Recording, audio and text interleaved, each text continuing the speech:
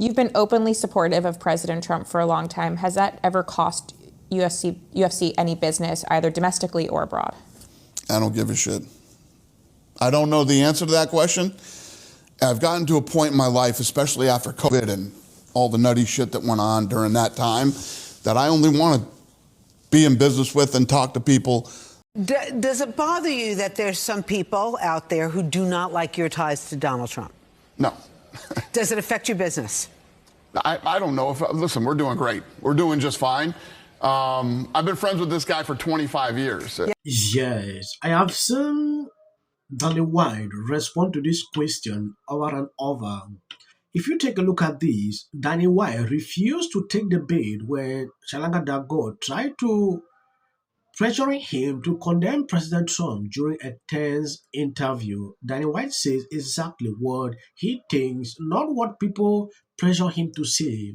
Trump is a good friend of mine. I mean, I've been friends with him for 25 years. When your friend has a disapproval rating of 62%, right, record high, people say they don't like his handling of the Iran war, the economy's shitty, cost of living. Why can't you tell your friend he's failing the people? Well, he's the president of the United States. Still your friend, though. And yeah, I know. But, you know, for me to get involved in, it's like, I'm sure people disagree with you that are friends with you. And everybody has friends that you just, doesn't mean you're not friends with them anymore. Because your friend is the president, you have to interfere into what he is doing to the country. That is crazy, right? He responded to this question brilliantly. This was actually a trap that this guy pulled. And at the end, he didn't fall for it. You know, this guy has been talking against the president for a very long time. I've been watching him do this. And if Danny was not that wise, he could have said something that would trigger maybe the president or a lot of people. But he is that kind of person that you can't really take him unaware. Does it bother you that there's some people out there who do not like your ties to Donald Trump? No. Does it affect your business? I don't know. Listen, we're doing great. We're doing just fine. I've been friends with this guy for 25 years. Yeah, if you have a problem with me being friends with him, it's your problem, not my problem. How did the two of you meet? So when we first bought the UFC, you know, it wasn't even allowed on pay-per-view, let alone television. So imagine venues. Venues didn't want us. But he reached out to us, had us at the Trump Taj Mahal, showed up for the first fight of the night to the last fight. We did our first two events with him. And then when we moved to the Meadowlands, he showed up. And then anything good that ever happened to me in my career, he was always the first one to reach out and say, congratulations, I always knew you guys were going to do it. And we became friends, and he's been a very good friend to me. By the way, can I just talk about how you reacted at the White House Correspondents' Dinner when this nut job was trying to get into the venue? Inside, they started up. All of a sudden, it just started getting noisy. Tables getting flipped over, guys running guns, and they were screaming, "Get down!" I didn't get down. It was fucking awesome. I literally took every minute of it in, and it was a pretty crazy, unique experience. So you were on the aisle. What exactly? I was sitting. We were sitting right in front of the table. Okay. Right in front of where the president was. Yes. And what exactly happened? So someone got tackled, or like what? Nobody got tackled, but guys came shooters, and they came toward our table. I thought the shooter was over by us or something. A lot of people hit the floor. It was incredible. But Dana White, what'd you do? I sat up and took it all in, and you know, it was. So these guys, we're all just starting to have dinner, and then they're going to start it after dinner, and all of a sudden you just hear glasses and plates breaking. 50 guys come in, you know, Secret Service. The way Secret Service handled this and how fast they went through this room, and being a guy, it's like the greatest movie you've ever seen on steroids. And the fact that I got to get this hopefully one-of-one experience, and nobody gets hurt, and the way that it played out, it was awesome. Lewis.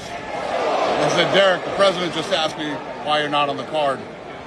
Do you want to fight on the White House card? And he goes, of course I do. Tell the president, thank you, I want to do it. Then the Hogan card plays out, the fight plays out. He beats the number 5 ranked guy in the world, and Joe Rogan says, is there still room on the White House card? We went back and talked to him. Hogan versus Derek Lewis was just added to the White House card in the last 10 minutes. President Trump built half of that fight, and Rogan built the other half. Both guys have accepted and agreed for the fight. So we're adding one more to the White House. Hokett versus Derek Lewis. Pretty badass how that played out organically during the fight.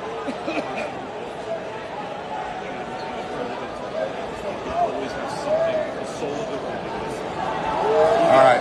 I'll see you guys at the press conference. Yeah. Are you excited for the White House card? That looks really good. Yes. I'm excited. It sounds crazy. I know it's going to be very high security and high stress and weird to have a fight at the White House. That's going to be the case. No. Yeah. No. Yeah, so that would be weird. Yeah. Having this very high profile event where everybody's in one place at one time right there. I hadn't thought of that. Yeah. So you're not excited to be Well, there? that seems like seems like you're asking for. Holy shit! Yeah. I hadn't thought of that at all. How could you not think of that? Well, because I'm not going to be there. You're the one that has to think of it. I was just like, this is a great lineup. I look forward to the fights. Yeah. I was hoping for the White House card, Dana would do something, pull John Jones out of the bag. With this fight with Derek Lewis and Josh Hokett, is there any? It's all set with the White House card, or is there any chance that another fight could be added to the card? Is there, other than that fight, is there any chance that any more fights could be added? No. Yeah.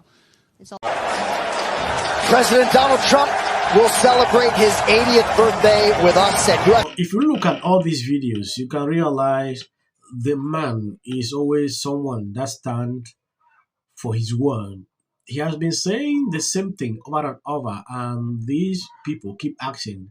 Looking at what this Shalanga the God struggled to actually do here, you can clearly see the motive. He wanted to, to bait this man to call out the president at some point, and Dana White, being who he is, he actually deviated his attention. Like, there are a lot of people that don't even like you, and you will not say, no, we are not friends because you're doing some certain things that they don't, that was actually the most brilliant response that I expected to get from him. Now, taking a look at his response to what happened at the White House correspondent dinner, he was brave. There is another video. I've been looking for that clip to actually see if I can get, where he was looking, standing up. I was like, wow, no panic.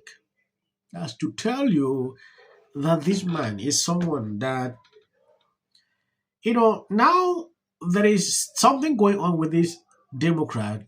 They are going crazy that the president posted a picture promoting the White House fight that is to take place in June. That he advertised something. He advertised a site. Sometimes when these people lack content, they just like to. Yesterday at 5 in the morning, Donald Trump posted a advertisement on his social media page, photo of him and Dana White, and he's promoting the UFC fight that is supposed to be taking place at the White House. The image is weird enough, but look at the bottom right. Reaction videos, because we are reacting to people who literally make a mountain out of a molehill. Do you believe that he was specifically posting that post due to that little steak ad? No. No, you don't believe that. I don't believe that. Nobody believes that. I think I'm going to end here as of the short clips you're about to see. That is for a white algorithm. You can always skip. Shame on every single Supreme Court. Republicans are in better shape today than they were yesterday. Voters narrowly passed that referendum officially here. Maximum warfare everywhere, all the time, in connection with the redistricting. Breaking news, this just handed down moments ago from the Virginia State Supreme Court. This has gone nuclear. Democrats were bragging that they turned the tables on Republicans. Taking our voting rights away. Yeah, how about that? How about that? You get caught in a moment. Passes 1,005 who live on the sidewalk. Right. Spencer Pratt, who's running for mayor of Los Angeles. Who's doing a great job. Unable to laugh at him. Inside, they started. It'll be fun. More access to the leader of the free world. This week, which was the state of Virginia, they gerrymandered the state. Redistricting. It's going to lose their congressional representation. How do you think? Until the first lady brought them back with her surprise statement last week. Why are you not looking forward to the White House fight? Well, it's kind of a gimmick. I have 300. Well, I said Democrat. Some major news here. The Virginia Supreme. Just 2 weeks ago, Democrats were bragging And said, okay, we're going to do the same thing.